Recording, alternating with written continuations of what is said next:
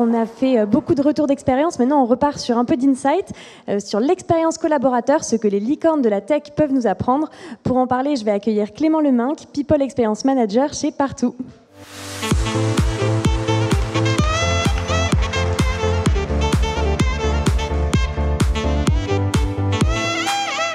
Merci Agnès, bonjour à toutes, bonjour à tous. Effectivement, là, on change totalement de registre. Merci Valérie pour cette intervention qui était hyper touchante. Là, on passe dans un registre qui n'a rien à voir. Moi, mon objectif aujourd'hui, c'est de vous partager des insights que les licornes de la tech, les GAFAM, toutes ces boîtes qu'on utilise dans notre quotidien, non pas tellement de RH, mais plus d'êtres humains qui vivent dans la société et qui consomment plein de choses. Qu'est-ce que toutes ces boîtes-là elles peuvent nous apprendre sur l'expérience collab et comment ce qu'on vit au quotidien dans notre vie perso peut aussi nous inspirer dans notre vie pro. Du coup, on m'a donné un créneau à 12h15. Je me suis dit, tout le monde va avoir faim, ça va être dur, il va falloir que je recapte l'attention des gens. Donc je me suis dit, je vais commencer avec quelque chose d'un petit peu interactif et je vais vous faire travailler. Comme ça, je suis sûr que vous êtes réveillés. Et je vais vous poser des questions un petit peu sur des points communs qu'il y a entre des entreprises. Alors, bien sûr, il y en a 1 milliard de points communs entre ces entreprises. Donc vous allez me donner plein de bonnes réponses. Mais à chaque fois, il y aura une bonne réponse précisément que j'attendrai. Pensez vraiment expérience utilisateur quand je vous pose des questions là-dessus. Et on va commencer avec ces 3 boîtes, Deliveroo, Amazon et Uber. Et je serais intéressé, balancez vos idées. Selon vous, qu'est-ce qu'il y a de commun entre l'expérience que proposent ces 3 boîtes?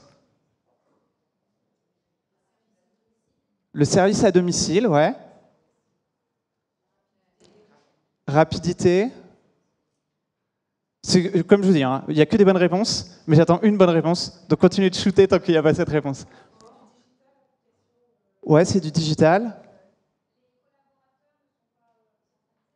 Ouais, effectivement, c'est décentralisé aussi. Il faut penser plus expérience vraiment utilisateur, client que collaborateur.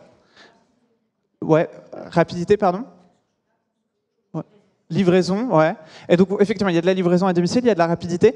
Et ces boîtes-là, elles nous permettent quelque chose en plus. Ouais, effectivement. Elles nous permettent de tracer, elles nous permettent de suivre. En fait, elles nous apportent une certaine transparence sur l'expérience qu'on a, sur le service qu'on attend. Je ne sais pas si vous vous souvenez, à l'époque, quand on commandait je sais pas, une pizza, on appelait la pizzeria du coin. Ils nous disaient, vous serez livré dans 20-30 minutes. 20-30 minutes après, on attendait, on n'avait pas de pizza. Du coup, on appelait le restaurant, c'était le seul truc qu'on pouvait faire. Et ils nous disaient, ah bah le livreur est parti. Et du coup, on disait, bon bah ok. Et on attendait.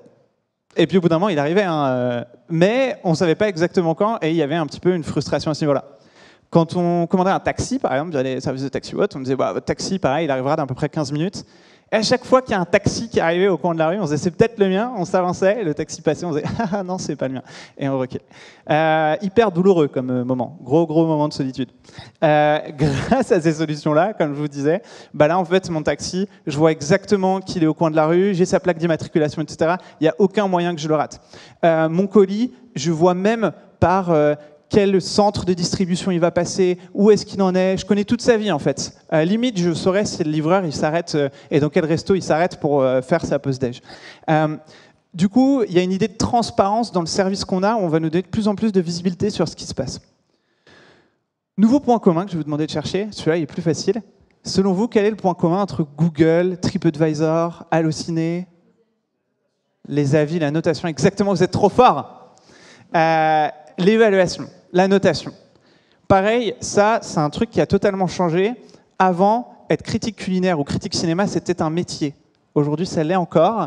Mais malgré tout, on est tous critiques cinéma, critiques culinaires à côté. On peut tous laisser un avis sur notre coiffeur, le dernier resto où on a été, même le Hub Institute. Si vous voulez, là, vous pouvez aller sur Google, mettre 5 étoiles en disant « Waouh, cet event, il est trop cool. » Ils m'ont payé pour que je dise ça. C'est faux. Mais effectivement, on peut laisser des avis sur un petit peu tout. On devient tous des critiques. Et c'est hyper intéressant parce que ça fait que dans la société et nous tous dans notre quotidien, on commence à avoir de plus en plus envie de donner notre avis, d'évaluer et de pouvoir estimer si on a été satisfait ou non d'un service. Et on reviendra sur l'impact que ça a, nous, dans notre rôle de RH. Troisième question, un peu plus difficile. Quel est le point commun entre Netflix, Spotify et Burger King? Généralement, c'est quand je dis Burger King que les gens font « What ?» Ouais, Netflix, Spotify, je vois, mais Burger King, really? Tentez. Contenu adapté, ouais, trop bien, j'adore. Qu'est-ce qu'il y a du coup derrière ce contenu adapté? Comment est-ce qu'il est adapté? Ouais, il y a des recommandations, effectivement. Bon, en fait, vous êtes beaucoup trop forte, madame. Quel est votre prénom? Bravo. Et je pense qu'on peut tous applaudir Caroline. Bravo, Caroline.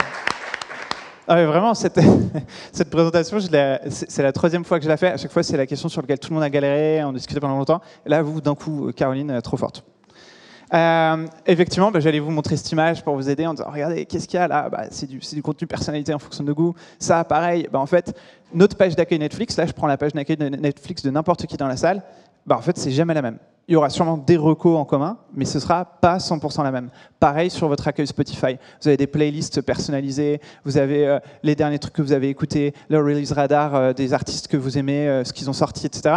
Pareil, on n'aura jamais la même page d'accueil Spotify. Et pourquoi Burger King? Parce que Burger King, c'était les premiers, si vous vous souvenez, à avoir permis d'ajouter, d'enlever n'importe quel ingrédient dans les burgers. On a toujours pu aller au comptoir et dire attention, sans salade, j'en sais rien. Mais comme on est tous des asociaux et qu'on n'aime pas aller au comptoir pour parler aux gens et que maintenant on passe nos commandes sur des bornes, c'était embêtant parce que la borne, elle ne nous permettait pas de faire des commandes spéciales. Du coup, si on voulait une commande spéciale, on était obligé de redevenir quelqu'un de social. C'est très compliqué. Peut-être moins pour nous, RH, qui aimons l'humain, mais compliqué pour la société. Heureusement, Burger King y a pensé et nous permet d'avoir encore moins d'interaction avec les êtres humains. Yay! Merci Burger King.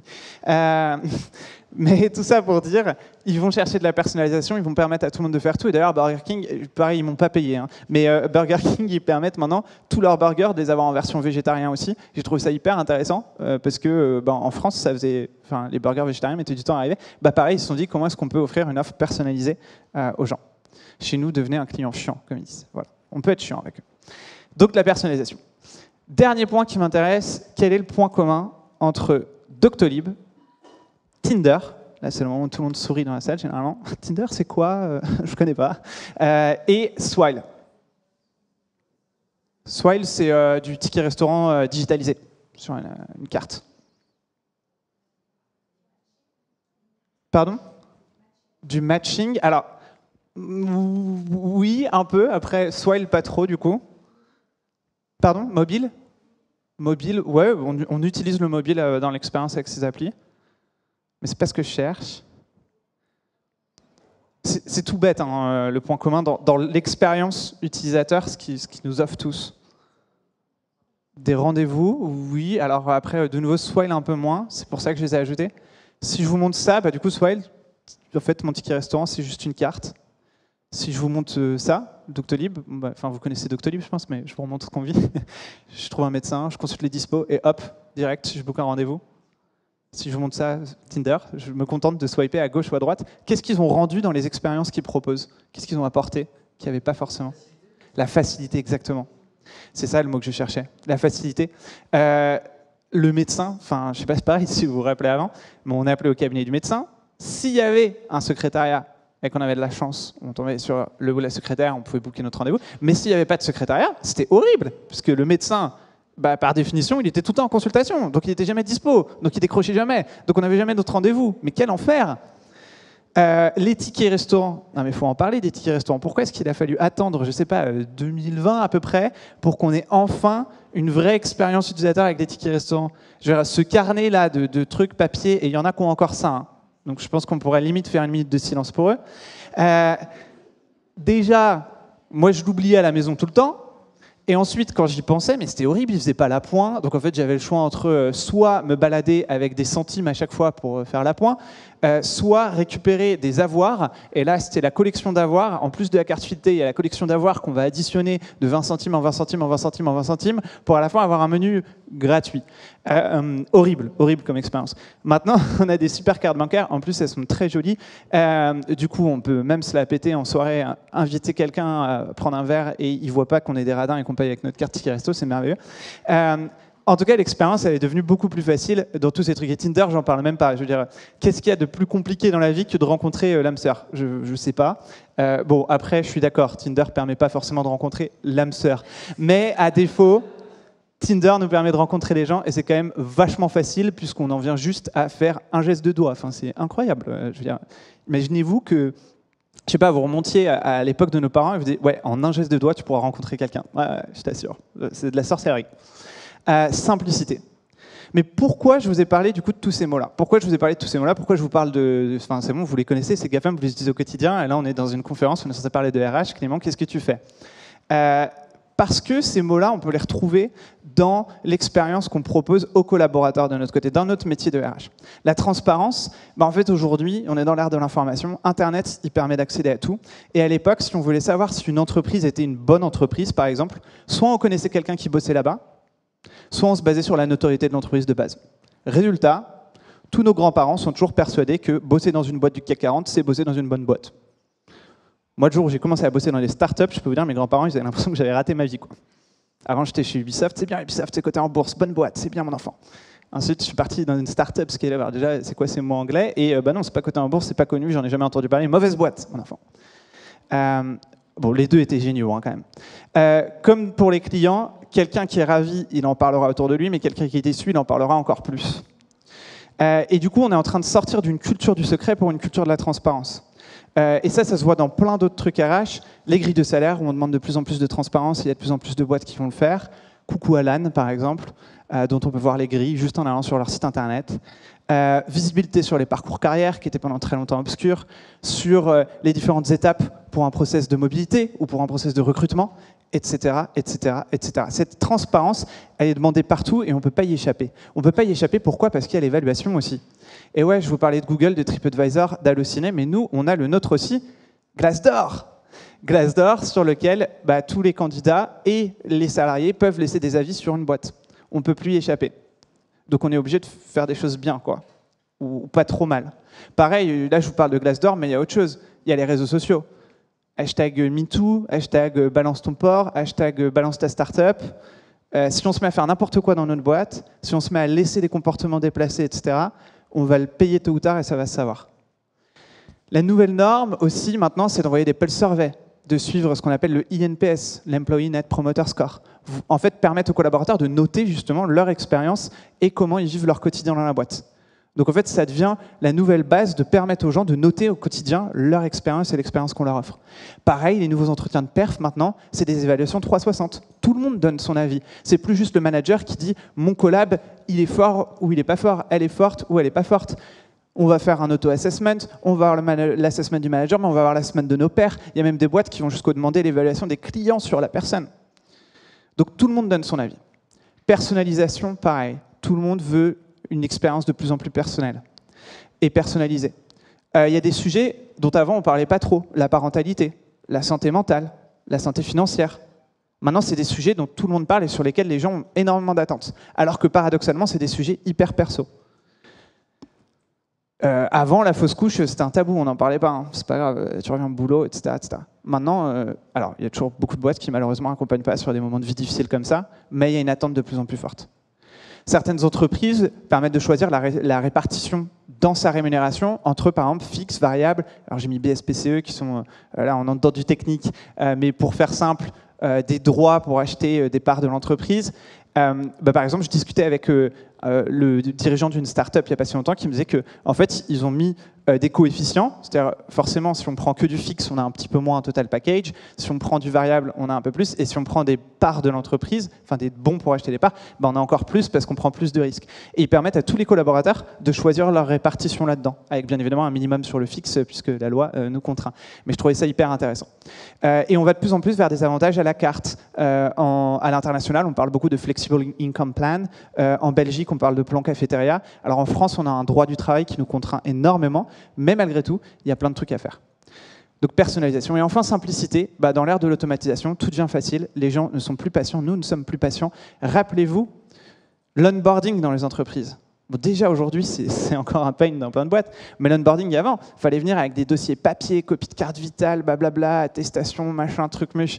Maintenant, c'est digital. Waouh, incroyable. Moi, je me souviens quand on avait nos armoires là, avec les dossiers employés et tout, c'était waouh, quel enfer. Puis après, on envoyait aux archives, et puis quand il fallait récupérer un truc, il fallait appeler les archives, recevoir le colis et tout. Waouh, quel enfer, quel enfer. on en est sorti.